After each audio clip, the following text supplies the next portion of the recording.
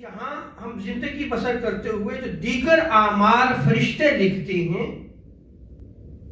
زبان سے جو ہم ادا کرتے ہیں یہ بھی لکھ لیا جاتا ہے، یعنی اس کا بھی حساب اور کتاب ہے، اس کو بھی فرشتے محفوظ کر لیتے ہیں۔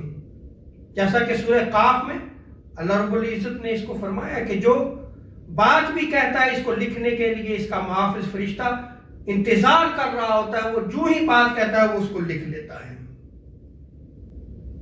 یعنی انسان کے منہ سے نکلے ہوئے الفاظ بھی اچھے ہونے چاہیے۔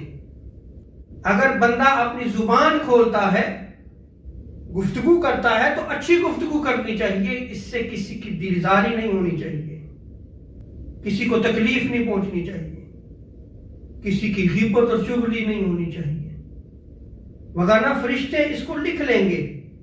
جو لکھ لیا گیا اس کا حساب اور کتاب دینا ہے۔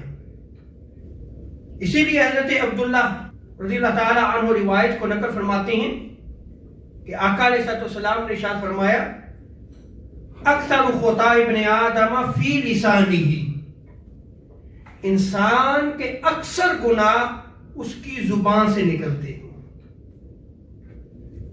کیا آج ہم اس حوالے سے سوچتے ہیں کہ کہیں جو ہم زندگی بسر کر رہے ہیں، یہ جو ہم بولتے ہیں، آیا کہیں یہ گناہ تو نہیں ہے؟ اس منہ سے گناہ صادر تو نہیں ہو رہا؟ یہ زبان گناہوں کے لیے تو نہیں چل رہی؟ اور اگر ایسا ہے تو پھر تو ہماری زندگی گناہوں میں گزر رہی ہے۔